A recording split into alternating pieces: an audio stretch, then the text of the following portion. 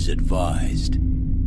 Hey everyone, welcome back to Board Games Unlocked, and today I'm going to be doing a prototype run-through for Roleplayer Adventures. Yes! I was able to get a prototype copy of this while it is on Kickstarter, and at the time of this recording, it still is on Kickstarter, so definitely go check that out. The link will be in the description below, and you can also click the I that is somewhere over, I think it's here. Anyway, yeah, so Roleplayer Adventures, if you are not familiar with it, or with Roleplayer, it's essentially D&D, but as a dice drafting game. Roleplayer, you are essentially just making a character through dice drafting. Well, they've basically kept adding and adding to that concept. The original Roleplayer game was you just made your character, and whoever did it the best, you know, meeting backstory, class, and so on and so forth, getting points, would win. Then they went a step further with that, with the Monsters and Minions expansion, where instead of just buying stuff at the market, you could actually go out, use your character, and go fight minions, and then at the end, everyone fought this big bad monster, and would get extra points for that. Then their latest expansion was Fiends and Familiars that added Fiend cards, which would screw with you during the initiative round, and then also Familiars that just added more to your character. Now they're on Kickstarter with this one, which I'm so excited for. I mean, I honestly cannot wait, because basically what you do is you can take your constructed roleplayer character, or a pre-constructed one that comes with the game, and go on adventures. Like, yes, there's going to be, so far in the base game, 10 adventures, and I will be doing Adventure 1, Battle at the Blacklake. Now, with that being said, this is one of the true adventures that will come in the box, so if you don't want any spoilers, then unfortunately don't watch the video. I will be going through the whole adventure, but to keep in mind, this is a choice-based thing, like a D&D campaign. So what I do, like, that will be, you know, legitimate choices that's going to be in this one adventure out of 10, mind you. But you could make completely different choices, so it's not like a one and done thing where it's like, oh well, I watched him do that, so screw this one. Not the case. Lots of variability within each adventure. But here's the cool thing. If you have watched my solo run-through for Roleplayer, you might notice, someone. You might notice this guy right here. The Minotaur that I played. Yep, I was able to, even with this prototype, I was able to actually upload, I guess, the character that I played. So I have the Minotaur, the Hunter. The only thing that it doesn't take is the backstory. I'm assuming you might make your own backstory as the game goes on. But I have named him Rarg. Yeah, you know, like Rar, you know, what those scene kids used to say all the time in junior high, but with a G, with an apostrophe G, so Rarg. Yep, he's a hunter. The health system was based off of the reputation points that I got, and I believe I got 42 because I needed 43 to get to the next level. But I still got 20 health. And then based my attributes, so my stamina tokens here, are equal to my attribute scores and then modified for this game. So my strength is a modifier of 1, dex is 3, con is 2, intelligence is 0, wisdom 2, and charisma 2. Which is funny that I'm a Minotaur with really weak strength. Intelligence makes sense at 0. Wisdom, sure, maybe, but I am a hunter. And then you also find the cards that you got. So, like, literally, you take that character and move it over, and the cards that you purchased in that game just roll over into this one. So, I have a bunch of 1, 2, 3, 4. I have my 5 traits: confident, courageous, proud, honorable, and famous. And then the one weapon I got, short sword. And then the familiar, because I played it with the Fiends and Familiars, is the Shadow Drake. So that is just really, really cool that I have these. Anyway, so I think are ready to begin. So we are going to jump into the Battle of the Blacklake, which has kind of a snippet on the back. After 1,000 years of peace, Dragur armies raided from the north, prompting you and every other loyal citizen of Nalos to sign up as soldiers of the King's Court, the King's Guard. You fought long and hard against the North's monstrous generals and their minions. Now, under the command of General Grick, the Dragur armies have been routed from Nalos, but an ogre and his minions still hold camp nearby. Their outpost protects a secret coveted by King Terran. A secret coveted by King Terran, if I could read. Your mission is to best these minions, defeat the ogre, and seize whatever treasure lies within. To support your efforts, the king has sent Tarek Nolan, a roguish halfling and Terran's personal agent, to meet you by the shores of Blacklake. You soon suspect that Tarek knows more of this outpost's secrets than he leads you to believe. Alright. So, I have everything set up for the most part. Actually, one thing I do need to grab is this. The party marker, which is the first player marker. And one thing I should say is that this is all prototype, and at that, a decent prototype. Granted, a lot of the stuff they have from their other games, so that makes it quite a bit easier. But yeah, so if you're looking, you're like, well, that looks like shit, and well, it's a prototype, and it's gonna look even better. So, your adventure begins. As a King's Guard soldier in the regiment of Commander Zalek, a dark elf, you have fought a long war. The Dragur, a coalition of northern tribes, invaded Nalos, your homeland. After many battles, you have driven off their hordes, but rumors spread through the camp of a new Dragur plot. Which is interesting. I am a hunter, so I guess it makes sense that my dex would be pretty high. But a Minotaur at that, so that's interesting. One night, you are summoned to Commander Zalek's tent, where you find him arguing over a map with General Grick, an orc. A gold coin marks the southern city of Sebek. A vial of elixir marks a swamp to the west. General Grick raises an eyebrow when you enter. So, yep, he's the orc. So, you're Zalek's best? He asks, looking at you over skeptically. We have a special mission for you, but first, a question of strategy. Zalek wants to take your regiment south to investigate a threat to the capital, says Grick, pointing to the coin, then pointing to the vial. I think we should push west and capture a powerful Dragur agent in the swamps. What say you? So, I have a choice. I could side with General Grick, learn more about the Dragur plots, or I can side with Commander Zalek, investigate threats to the capital. Well, both of those sound pretty important. However, Zalek is a dark elf, and Minotaurs don't really get along with him, even though he's my commander. What's higher, commander or general? Oh well. Let's see. So, Zalek wants to take your regiment south to investigate a threat to the capital. Then pointing to the vial, I think we should push west and capture a powerful...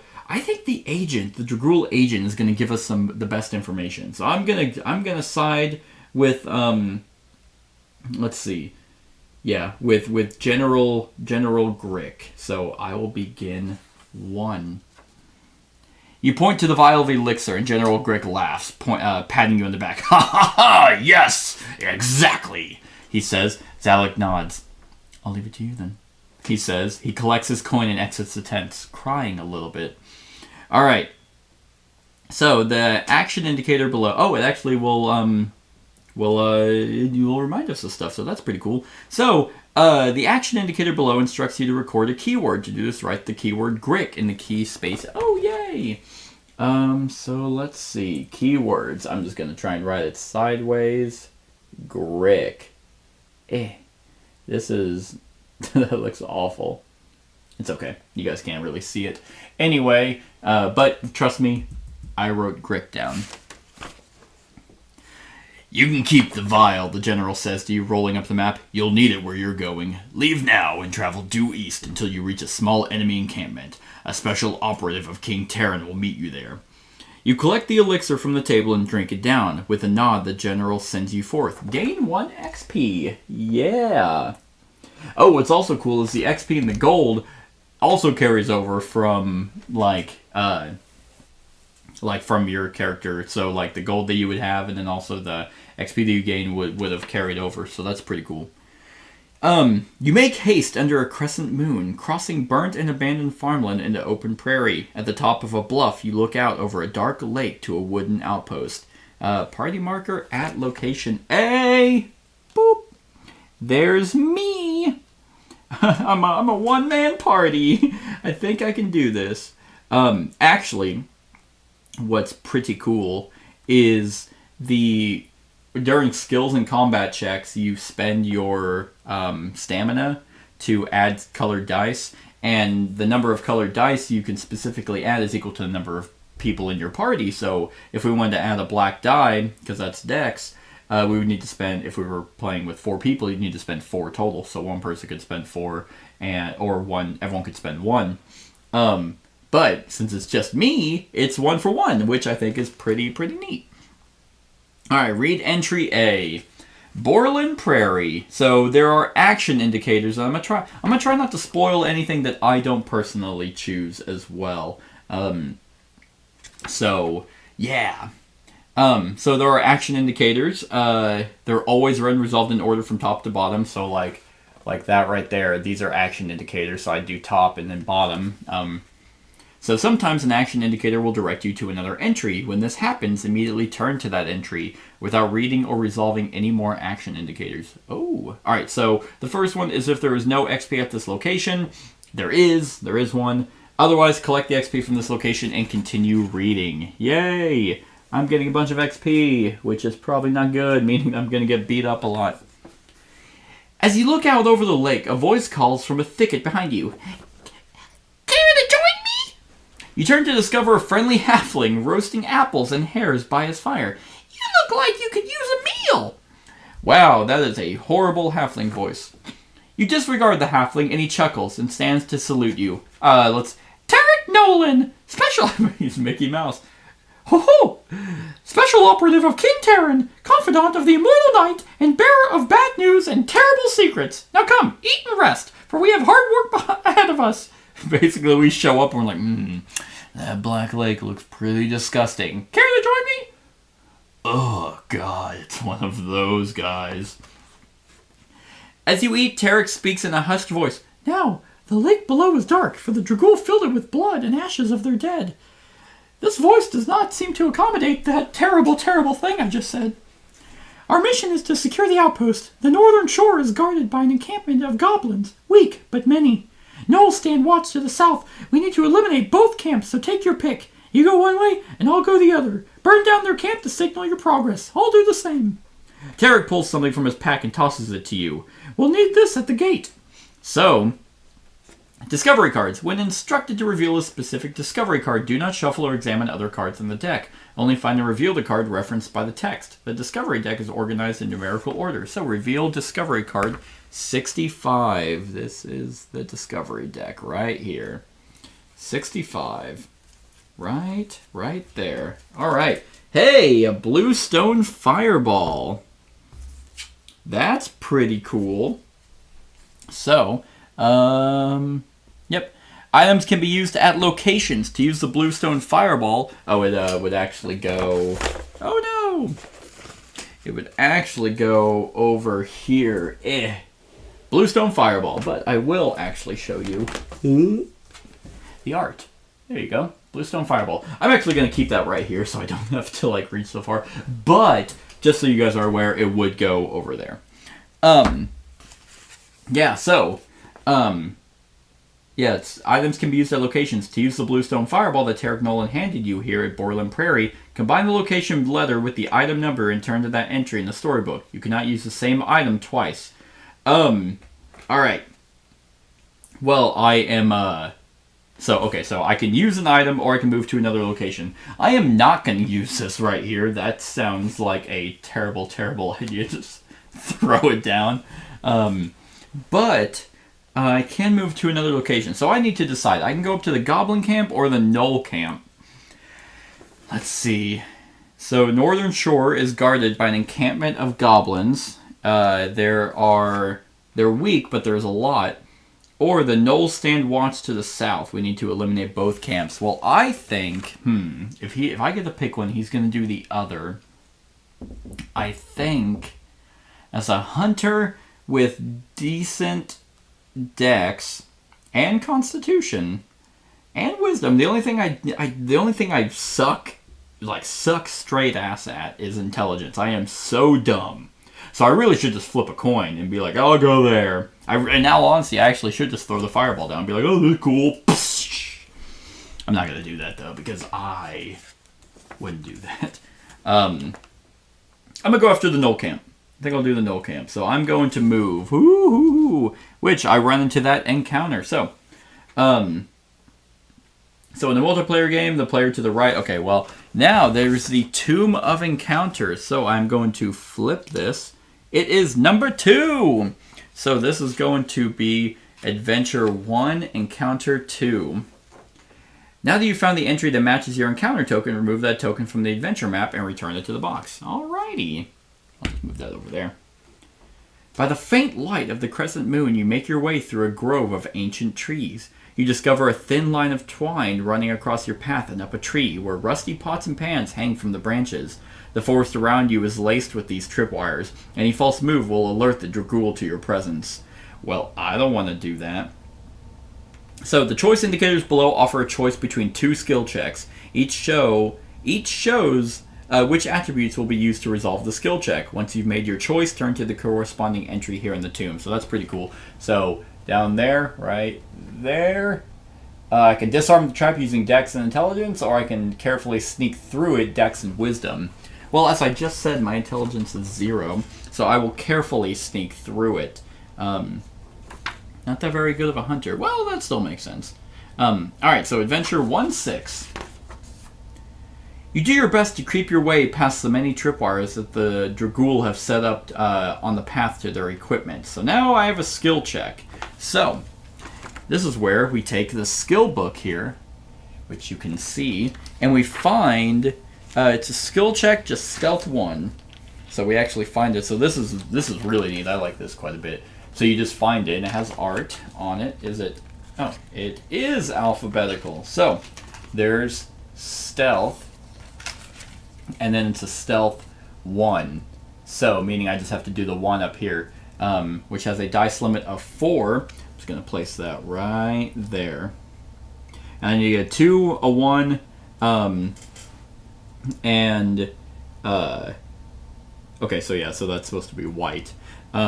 So I need 2, a 1, and a 6. Alright, let's see. So yeah, so let's read what this says. The box below initiates a skill check. To complete a skill check, all players will work together to cover every dice slot on a skill check row with a die that matches the indicated color and number. You'll first build your dice pool, then play cards to manipulate your rolled dice, yada yada yada. Alright. So, the first thing that I'm going to do is I am going to spend 2 fatigue to get 2 black dice, and I will spend 1 fatigue to get a white die. So, there's a white die. There, I'll find a black die in a sec. There's 1 black die, and there's another black die. And there's a blue die. That just ruined my organization. Alright. So, I have done that. And, yeah, so skill check. Build dice, add dice to spend stamina. I did, and then add random dice to the pool from the bag until the pool exceeds your dice limit. So, I'll make sure these are shuffled. And so the dice limit's 4. Hey, alright, lucky me. So now, let's go ahead and roll these, and let's get lucky. Ooh, oh, you know, I might have gotten lucky. So, I have a 6 right there. I have a 1 right there, and then I have a 3. But I do have some cards that will allow me, hopefully, to do something. Alright. Let's see. Okay, so I need to know. I've got... Oh, okay, so my Confident allows me to turn a 5 into any color. My Courageous lets me use any color as a green or a pink, maybe a red. My proud lets me use any color as a red or a blue. Honorable doesn't help me, so none of my traits help me. My short sword doesn't help me. The only thing that would help me right now is my Shadow Drake.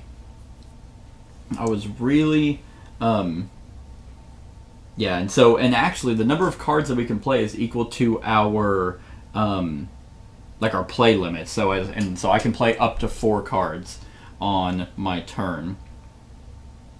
So actually, I have no way of increasing. Oh wait. Okay. Okay. So here's what I have. So my short sword increases the value of any red or white die by 1 or 2. Strike 2. Spend 2 stamina from your strength to return this to your hand. I can't do that. All right. So, okay, increase the value. Oh, okay. It's not. I thought I said increase or decrease. All right. Yeah. So that's essentially what I'm gonna have to do. God, I really don't want to be alerted. But trust me, once I start just drawing random cards. So yeah, so the Shadow Drake. Let's see. Let's take a look at. It's not the back, but there is a die thing. So this one says draw a die added to the dice pool and sets value to 6. Okay, that's a different thing. Yep. Oh, no, I need to decrease. Damn it. I need. Yeah. So find a blue and black familiar die and roll it and add it to the dice pool. Adding this die does not count against the dice limit. Or I can re-roll any blue or black dice. So the question is, do I mean, my Shadow Drake I can use to bring in my familiar die, which is in the bag, and attempt to roll it, hope I get a 2. Or I can just re-roll, or I can re-roll the familiar die. That's it. That's what it does. Well, I am going to have to spend that to find it, so I'm not going to be able to find it by feel alone. I mean, I essentially have a 1 in 6 chance. There it is. 1 in 6 chance to get it. But who knows? Maybe I'll get lucky. I did. Oh my god, that is awesome! Thank you, Shadow Drake. So I'm sneaking. I'm like going over a few, and then just as I'm about to step on one, my Shadow Drake comes in and snips it, and then just flies off into the sunset, and he does whatever he does. He'll come back to me. All right. Whew, Shadow Drake for the clutch. All right. So I will succeed. So that's actually going to get me 2 more XP. Because of the XP, you get rewards. Even if you fail, you get the rewards for filling up those slots. All right. So now that that's done, we will each player's hand. So we place each player's hand and discard return on their hand space. Well, whenever they say hand, they actually mean their deck. And then all dice go to the bag, and any modifier cards, which there were no modifier cards to this one, luckily. So I pass. I sneak past the trap. Adventure 111. With great skill and precision, you pass through the tripwires and head towards the Dragur camp, prepared to take them by surprise. You hope that the rogue is having as much luck on his side of the lake. You just hear, kill him! Oh my god, there he is! It's like, he's killing our family! So write the keyword clear. Gladly. So yeah, so as you can already see, writing sideways is horrible. And but as you can already see, like things would have been different depending on, I wouldn't have gotten that keyword if I failed. If I had gone a different route, then that then this wouldn't happen. So already lots of decisions to be made. Tarek is handling his side of the lake. Remove the other encounter token from the adventure map and return to the box. All right. So I don't have to deal with that. Then continue to adventure 114. Gladly. Okay. Before heading forward to the camp, you take a moment to catch your breath. The crescent moon reflects eerily off the glassy black surface of the water, so I can rest. The first choice indicator below gives you the opportunity to rest, which will allow you to recover your stamina and bonus play tokens. You should rest now so that you can learn how it works. Okay, well, essentially, resting is super easy. Like, you just spend XP, like, per stamina. So, I will spend that 3 to get those back. So after sneaking past, it's very stress-inducing. But one thing I do not remember is if you get your spent cards. Okay, so that's right. You spend the XP, grab 3 dice. Okay, I got. Okay, so I wouldn't have had to spend all of those. That's right. So I only had 3 to get back. Like, chances are with 2 dice, unless I rolled snake eyes. Okay, I didn't. I thought I did. I got a 6, so I got my XP back.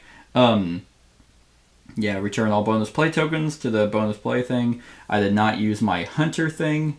And then, where is it? Yeah, then we would get our spent card back. Yay! So as I'm resting, my Shadow Drake comes back to me because he loves me. And then that also would, I forgot I had my class. Choose a die in the dice pool. Discard any number of skill cards from your hand. For each skill card discarded, increase the die by 1. I don't have. Oh wait, these are skill cards. Okay. Oh no, they're not. I don't have any skill cards, so my hunter trait sucks. Great. So that is that. So I rested, and there we go. So now move to the next location on your path. Okay, so now I make it to the Knoll Camp, which will allow me to do. It's gonna be. Where is it? It's gonna be C. Not Goblin Camp. There we go. Alright. So, the Knoll Camp. I made it. So passing storybooks, if you did have other people, then someone else would get the storybook and the person to their left would get the Tomb of Encounters. Now that you've arrived at the Knoll Camp, pass the storybook to... I don't have any other players. No one likes me. Alright, so if there's no XP at this location, there is. Otherwise, collect the XP from this location. Okay. If I have the keyword Goblin, I don't. If I have the keyword Alarm, I don't. If I have the keyword Clear, I do. 3 dog-faced creatures huddle around a single campfire. You approach downwind, but smell no roasting meat. A hungry gnoll is a vicious foe, so you approach from behind in the space of their own shadows. Your iron strikes one down, and then another before the last can get to her feet. She snarls at you and pulls a burning branch from the fire, waving it wildly to defend herself. Well, now I feel bad. Cover all dice slots. Oh, combat. Okay, so combat. I have to fight a cornered gnoll, which is 21. All right. So I just need to find 21, which is right here. That's what a gnoll looks like. Ooh. Place that right there, so it's still somewhat visible. But she is also cornered, which is probably not good. So corner says, at the start of each round of combat, add 1 random die from the bag to the dice pool. This does not count against the party's combat dice limit. That's not bad. That's not bad. Haha. Okay. So combat. Cover all dice slots on the enemy card with dice matching the indicated number and color. See the combat section. All right. So I am going to use 1 con to add a green. Let's see. I'm not bad here. So there's a green. Combat essentially kind of works the exact same way as skill checks, which is nice. Let's do a wisdom to add a white. And then I'm going to have to use my strength to get that red. Let's see. Yeah. All right. Oh, and then I will take one of these to put that on, because combat will only ever last 3 3 rounds. Grab these to just cover the next one. All right. So the question is, with my, let's see. All right, so combat. Spend stamina. Yep. Add until the dice pool equals the combat dice limit, which is 3. So, damn. Yeah, because it says it right there, combat dice limit. So this would be it. I would just have to get extremely lucky. Because, well, I can increase the value of the red or white die by 2, but I need them to be low. Okay, well, the good news is it lasts 3 rounds, but I'm probably going to take some wounds, so we shall see. We shall see what I get here. Alright, so low numbers. Alright, so I did get a 1, and I did get a 2. But, man, I cannot do anything about that stupid, like I can't lower anything with the cards that I got. So, this is something that might be, something to keep in mind if you do import a character over, that the cards that you bought might not work in every situation, which is actually pretty thematic. Yeah, so confident is going to work. Confident makes a 5 into any color. Courageous turns any color into a green. Proud, any color into red or... Oh, no, damn. If it was... I don't know if that's... Is there a pink... Oh, that must be purple. Because are there purple dice? There are, okay. Damn. Alright. So, yeah, purple into any color. So, let's see. I could turn any die into a red or a blue. Damn, okay. Yeah, I don't think my short sword's not going to do anything because I need... Okay. So that's going to be 1 round of combat, which means... Yeah, okay. Which means I'm going to take 4 damage. That is gross. Yeah, because resolution... otherwise, add stamina to each player's fatigue box equal to the counterattack icon under each uncovered dice slot. Then suffer the round track consequence in the next phase and advance the round marker. So yeah, damn. Alright, 1, 2, 3. I need a white, so we'll do con because I don't need green. Okay. Then, yeah, because that's the 4. Damn. Alright, so now I'll cover that up. So, okay. Then we begin a new round of combat. So, I am going to spend, this is going to be rough, I'm going to spend 1, bring out a die, and then I'm going to spend, and then I'm not going to spend anything else to bring out 2. So, alright, I got a purple and a black. Can I do anything about this? Okay, I can treat a purple as any color. Alright. So, come on, baby. Alright, that's amazing. Alright, so, my 5 did nothing. Well, I could turn my 5 into any color, but no, that doesn't help me. Okay, so,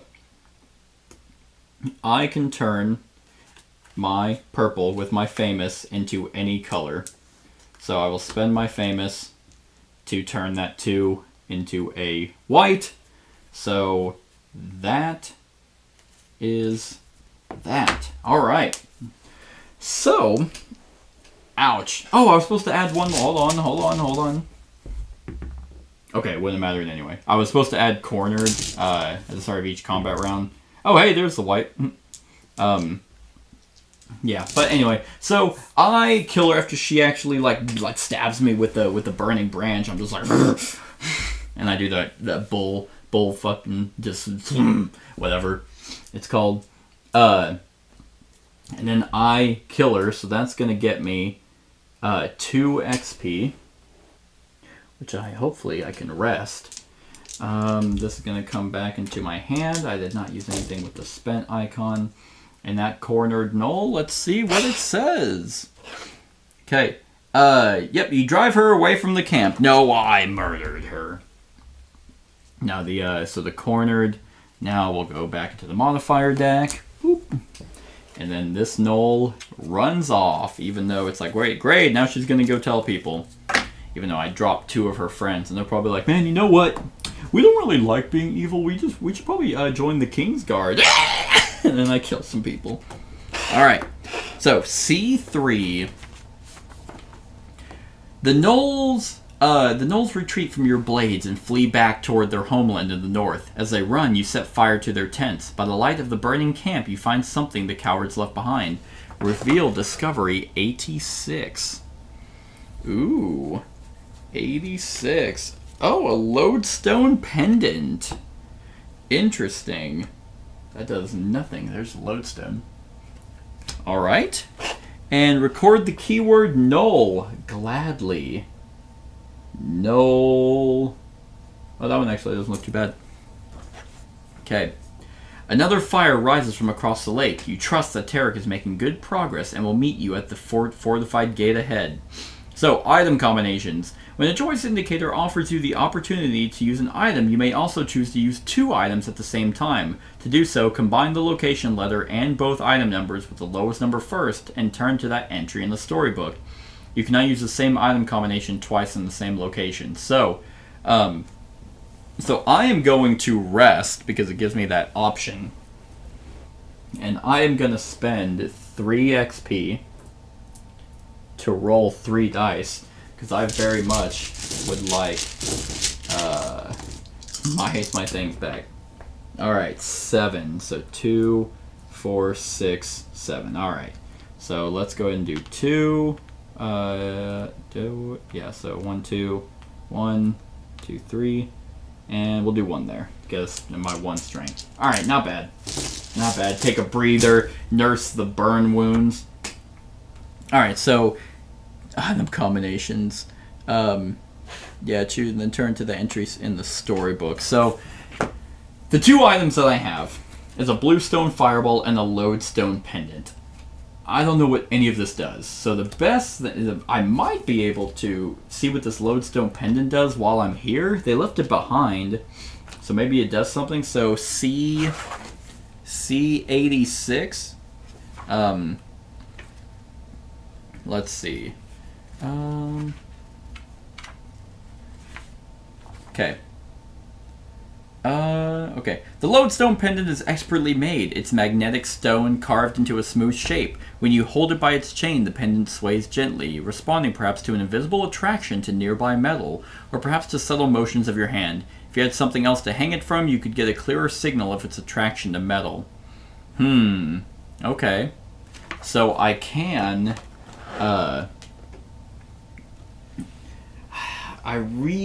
okay, so we know it might be magnetic. Okay, I'm gonna hold on to it. I think I'm gonna wait to use that Bluestone Fireball.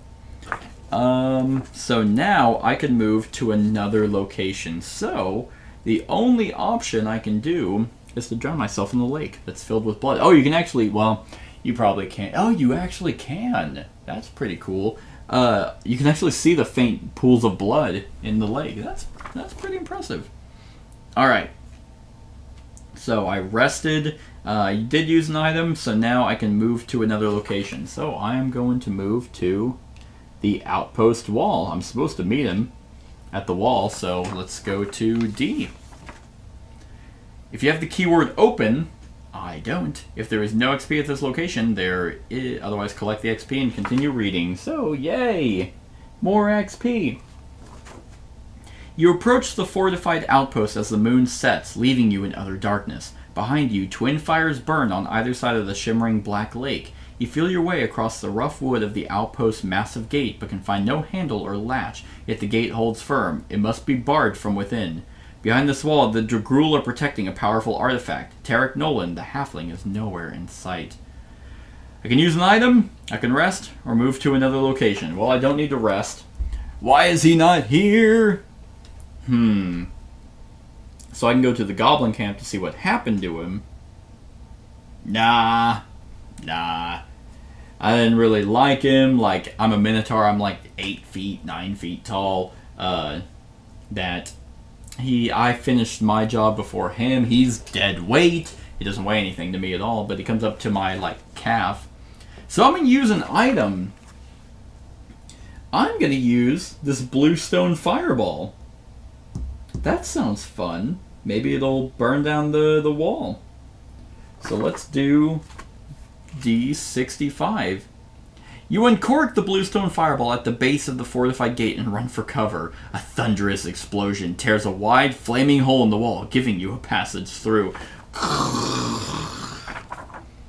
The second action indicated below tells you to reveal a discovery card that is not an item. Some discovery cards will update your map. The bottom left corner of these cards indicate where they go on the adventure map.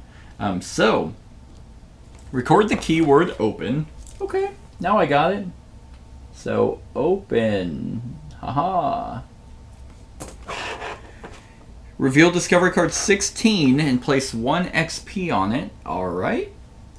Discovery card 16.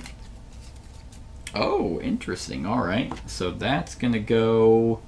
okay, yeah. Okay, I see. Yeah, so it's that icon there and then here, so it just fits right in there. I like that.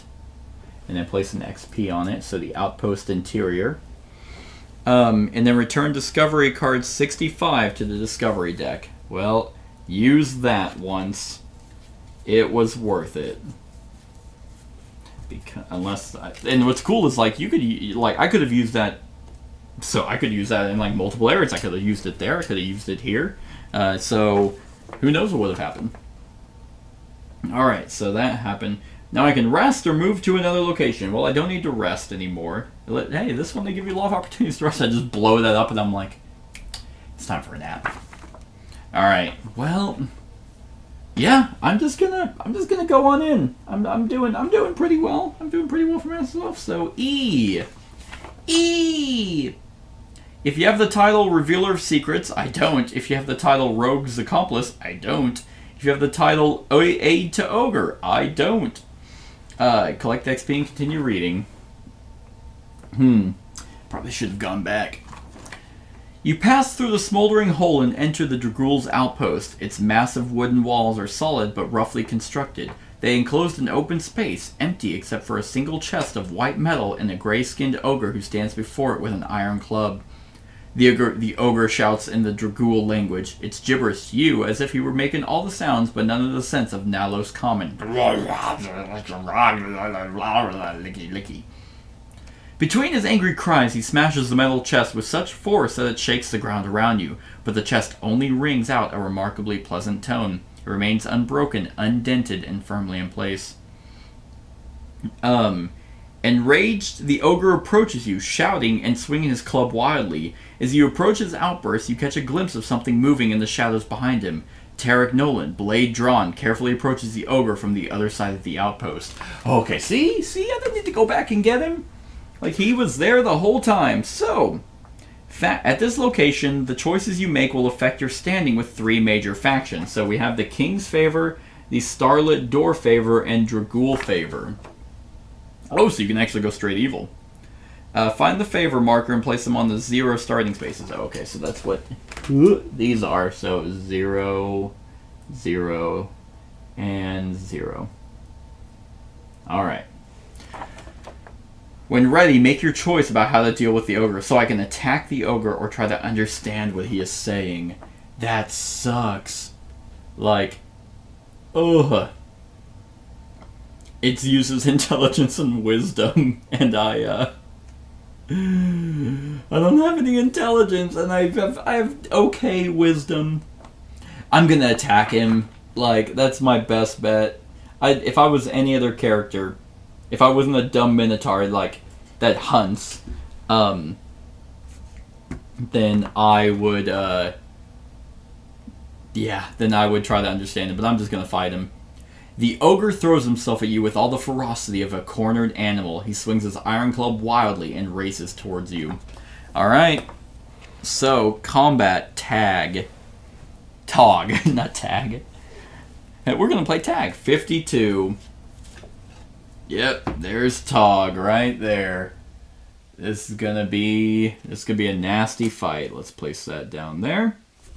He doesn't have any modifiers, so that's good, right? All right. So let's see. Let's do this. Okay, so oh man, this is gonna be nasty. All right, because the combat dice limit is gonna be 3. All right. So let's go ahead and I'll place that there. I'm gonna have to use my cards because I can't get a blue. But I can get a white, a red, and a green. So let's do that. A white, a red, and a green. And here I need high numbers. 3, 4, 5, and 6. Let's see. Okay, so so that is going to. All right. So this is going to let me. Okay, so I'm gonna use my short sword to increase my red to a. Oh, that's discard. To a 5. I did get a 6 on my green, but once again, my white die, my wisdom, is not helping out that much. Okay, but that's gonna be nasty. He might. Okay, so that's gonna go there. That's gonna go there, which sucks because it's like the hardest ones, the ones where, oh man, 1, 2, 3, 4, 5, 6. That's gonna suck. Okay. And I can't re-roll any of these. Okay. Yep, so my short sword's a one-time use. I am actually getting hit by him, which is going to use all of my stamina. Hey, what was his name? Tarek? Blade Drawn? Oh, I bet you if I had distracted him, he would have helped. Alright. Well, let's see. Now I have to just draw 3 and hope that it comes in handy. Alright. Okay, so that's not bad. Okay. Oh, wait. Oh, yes, awesome. Okay. So I did get my 4, and I didn't get a blue, but I do have honorable, which lets me turn a green into any color, and I will turn that into blue. Oh, I did lose an XP as well. And then that would have been the last round. Damn! Yeah, if I hadn't, that would have been 4, and I would have been exhausted, which I'm completely wiped. I am not a fighter at all. Oh, I could have played my Shadow Drake, which would have brought in the blue. I didn't even think about that. But, whew! So, let's see. So, as he's rushing towards me, swinging wildly, I was able to use my hunter skills to nimbly dodge out and slash across his stomach with the short sword. As I went back to attack him, he catches it and then just whacks me across the body, which caused me to fly across the outpost interior. I slowly get up, and as he's about to do his final blow, I was able to come up with my bow and arrow, which I don't have, but I do anyway. No, with my horns, and I impale him. So, as I am completely wiped. So, you best the ogre, E4, which is right there. So that was that. The dice come back. I cry a little. These will come back to my hand. And that is that. Okay. So yeah. The ogre cowers under your attack. He drops his club and falls to his knees, but his strange ramblings do not stop. At your mercy now, he continues to rant and point at the chest. You finish the ogre and go on with your work, or listen to him more closely. Those are interesting decisions. But I can't. I literally cannot spend anything, so I would just have to be lucky. Yeah,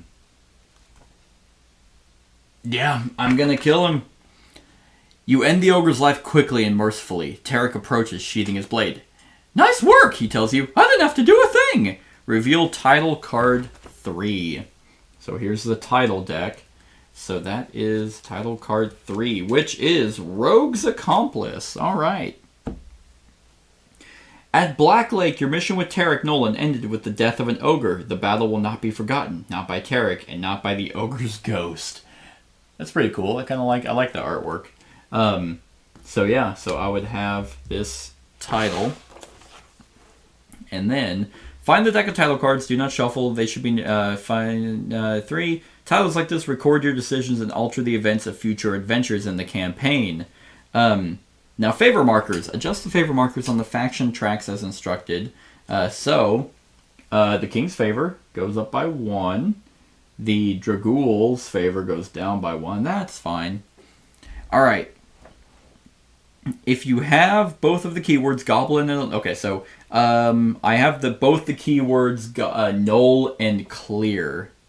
So I go to E15. And for the record, like there's a bunch of like options here. Like it's not like I'm not just like super being railroaded. Now that the outpost is calm, Tarek relaxes on the tree stump and carves slices from an apple. Allow me to compliment you, he says. On your stealthy approach to the Knoll camp, I heard no sound at all from your side of the lake. Not until I heard the Knolls screaming out to their gods for mercy. Well done. You're like, yeah, I killed them. Not just the men, but the women and children. E21. Tarek points to the metal chest with an apple wedge. All that's left for me, he says, is to figure out what is locked inside. Upon closer inspection, you discover the white metal of the chest to be durgolium, an ancient alloy forged to contain objects from other planes. No force will crack it. Its lid must yield to some other secret. You find a pear-shaped indention above its keyhole. I have the lodestone. Tarek notices your interest in the chest. You can return to your regiment now if you like, or you can stay and help me open it. So it does say adventure complete. Your mission here is complete, leaving you free to explore the area at your leisure. Are there parts of the lake you have not yet visited, or items you have not yet found a use for? From now on, when the choice indicator gives you the opportunity to move to another location, you may instead turn to the final section of the storybook titled The End. So, if your entire party is exhausted, mark the death track. I am not exhausted yet. Exhausted 2, 4, 6, 8, 10. It's fatigue equal to your health. So when moving around on the adventure map, you do not need to stop at locations without XP or other tokens. For example, you can currently move directly to the Goblin camp or the Knoll camp because you've already cleared the XP. When you return to a location that you have previously explored, make sure to read the base text of the entry. For example, if you return to Borland Prairie, make sure to read entry A again. Alright. So, while I am here, I am going to use... It's a pear-shaped. The lodestone is pear-shaped, like my ass. Okay. The lodestone pendant holds fast to the pear-shaped indentation on the chest, and you hear something click within. You give it a kick, but the chest does not open. The keyhole remains empty. Lame. Alright. Let's see. Alright, so I might need something else. So, let's see. So, let's go to D. Let's go back to D. Well, let's rest first. So, I'll spend 2... I'll spend 2 XP. And just grab these 2 dice. Alright, 6. So 2, 4, 6. Let's do 2, 2. And then we'll do wisdom, 2. Alright. Okay. So, yeah. So let's move back to D now that I have the Rogue's Accomplice. Maybe that'll give me something. D. Oh, no, it was E, right? Yeah, okay. Oh, but I don't need it. So let's see. D. Okay, outpost wall. So D1. The outpost massive wooden gate is barred from with... Oh, wait, I already... Okay. Oh, okay. So basically that would tell me that it's open, which it is. Oh, wait, if you have the keyword open, it's D2. You stand in the smoldering hole that you blasted in the fortified gate. All right, so I can rest or move to another location. Well... Maybe there is something at the null base that I can use? No, because that's found the lodestone. So then I would have to come into the goblin camp, which would be B. So let's see. B. Okay. Yeah, okay. Otherwise, gain the XP. So let's see. Yeah, keyword checks. All right. So if I have the keyword null, I do. So B7. Let's see. Ashes are all that remain of the goblins' encampment. There are no tracks, no bodies, and no stains of blood on the earth. No trace of the battle remains, not even any evidence of Tarek's approach or exit. A few crude spearheads are the only sign that goblins ever camped here. If you didn't know better, you would have guessed that this was the site of some long-forgotten goblin village, founded ages ago when Nalos and the Dragur lived in harmony. It's as if Tarek blasted the poor creatures into ancient history. He is a more formidable operative than you had supposed. A light breeze shifts the ashes, revealing something Tarek overlooked. Discovery card 95. Awesome. So you do have options to actually go back. Oh shit! It's an ancient key! Neat. Oh, hey, that probably goes on to the pendant. Neat. Okay. Well, I am just going to move to another location and immediately move to the outpost interior, which is E. So, let's see. Yeah, so then we read E again. So I have Rogue's Accomplice. The ogre's dead body lies near the closed Dergolium chest. Tarek waits nearby, consulting some papers, which he tucks away as he greets you. So now I'm going to use an item. I'm going to do C or E8695. E8695. Let's see. You press the Lodestone Pendant to the pear-shaped indentation on the chest and insert the ancient key. There is a click of mechanism within, which allows you to turn the key. The chest pops open. Hey! Get a King's Favor. And then reveal title card 2. Oh. I get another title card. Which is Revealer of Secrets. Hell yeah. In the Dragur Outpost, you unlocked the Dergolium chest and took possession of a jar of translucent material. What secrets does this strange substance hold? So now I continue to E16. Alright. As the chest pops open, the earth quakes and the sky crackles with strange purple energy. For a moment, you hear the screech of bats and you smell a briny sea. Tarek holds forth a chainmail sack of the same white metal as the chest. Quickly! Grab the object and place it in here! You reach inside the chest and pull forth a plain glass jar of translucent gray material. Strange, colorful images pass through the material as if it were displaying the dreams of another world. You place this curiosity in Tarek's Dergolium sack. Immediately, earth and sky are still. A fine discovery, Tarek says, admiring the jar through the chainmail links. I've only seen one other like it. Then he pauses to consider you for a moment. If your King's Favor is 1 or higher, I go to E19, otherwise E20. Oh, this I wonder if this... Okay, so this is neat. So here's what's also pretty cool. Is I could have chosen to try and talk to him. And if I instead of going to the outpost and came back and I found this, and like he's like, I'm trying to open this, I could have potentially opened it for him. Or just not do anything, and then this would depend on if he would tell me something or not. Tarek smiles and hands you the Dergolium sack. Hang on to this, he says, but use it wisely. If you slip this jar out of its sack, even for a moment, you'll unleash a wave of interplanar power. Oh, rare. Ooh. Rare card, 55. Neat. Neat. Right there. Gray matter. That is interesting. Oh, cool. Like in the gray matter, you can actually like see the different planes. That's cool. Alright, so rare cards. When your party discovers a rare card, discuss which player will add the card to their hand. As with every decision by the party, attempt to reach consensus. No, I want it. No, I want it. No, Seth, you have to take it. It's... Tarek pulls several empty Dragolium chainmail sacks from his pack and hands them to you. Consider yourself recruited to the cause, he says. There are Dragolium vaults hidden all over Natlos, each holding an object of great power. We cannot let them fall into the wrong hands.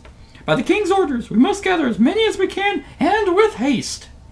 So I can rest or move to another location. Interesting. So yeah, so this gray matter looks like it just adds a random die.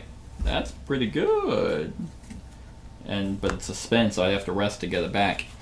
Alright. Well, I can't think of anything else unless I can, like, I mean, I could potentially go back to Borland, use the, I mean, but I can't imagine. This might be it for the first adventure. So, I am going to do the end. Your mission at Blacklake has ended, and Tarek Nolan wishes you Godspeed as you return to your regiment. My own mission takes me elsewhere, he tells you, but I have a feeling we will meet again. Ho ho! As you travel back, you have time to collect your thoughts and puzzle over things you've seen. Which titles did you earn? Read each section below that matches the title card you have. So, I have 2. Rogue's Accomplice. The slack face and limp body of the slain ogre appear in your mind. You have put an end to many Dragul invaders during this long war, but for some reason, this ogre's death left an impression. Of all the Dragul that you have killed, he was the only one who ever tried to communicate with you. You find yourself wondering what you might have learned from him if he had lived. That is true. In the Revealer of Secrets, you wonder about the power of the jar that was hidden in that Dragolium chest. How could such a small object shake the earth and rend the sky? Strange images floated through the material inside it. The jar must be an illusion, or else from another plane, for nothing like those images existed anywhere in Ulos. So, this is pretty cool because, these titles seem to, they're going to carry over from mission to mission, or from adventure book to adventure book. But what's interesting is they almost give you, it seems like they give you kind of a idea of maybe an alternate route, like the Rogue's Accomplice. Yeah, I killed the ogre, but it tells me, hey, that one's a little weird. You could have learned something from him. And the Revealer of Secrets, it's like, what if I just didn't get it? What if I didn't care? What if I ended it? And I'm like, you know what? Just leave it in the chest. Who knows? So, conclusion. If you have the keyword Zalek, I don't. I have the keyword Grick. So, end 2. Oh, man. There's an... okay. Upon your return, you find your regiment preparing to march. Orders to move west, a soldier tells you. General Grick is advancing on Bogroot Swamp. You report to the general, who smiles when he sees you. Just in time, he calls. General Grick hands you a letter from King Terran. It seems the king's hometown has been attacked by a giant troll, and he wants you to bring him his head. My duties take me to Bogroot, says Grick. So when you're done with the troll, you'll need to meet Zalek and Sebek for your next assignment. Grick slugs you in the shoulder to bid you farewell. It's like, Wonder what's bigger, a minotaur or an orc? You head toward the coast. After a 2-day march, you can smell brine in the air and hear the call of gulls. Soon you will arrive in the halfling town of Jolev, where you must fetch the head of a troll for your king. If you do not have the title, Revealer of Secrets, end 3. So each player, you may now advance your character, clean up the adventure, and save your character. So you can write down all the titles, you can actually spend XP and spend gold. Oh, speaking of which, I got 4 gold. So 1, 2, 3, 4. So I got 4 gold. Yep, and then you just adventure. So actually, if you do not have the title, if you actually didn't open the chest, you would have gotten a different ending. So that was that, everyone. That was the Battle of Blacklake Adventure 1 for Role-Player Adventures. I hope you enjoyed. Click the I to go to the discussion. Of course, it's going to be a very interesting discussion because the game is still in its prototype, but still I would like to talk about it. But yeah, click the I to go to the discussion. Definitely click the I to go to the Kickstarter and back this sucker because, as you can tell, I really, really like it. But other than that, like, comment, share, and subscribe, and have a wonderful whatever time of day it is for you. Hey everyone, thank you for watching, and I really hope that you enjoyed the video. If you would like to see more of my content, go ahead and click that subscribe button and the bell to be notified whenever I upload any new content. If you feel like supporting the channel, you can go ahead and click that Patreon link to be taken to my Patreon, and any help is truly appreciated. Other than that, stick around for any other run-throughs or reviews or cool top 10s or whatever I feel like putting on. Other than that, like, comment, share, and subscribe, and have a wonderful whatever time of day it is for you.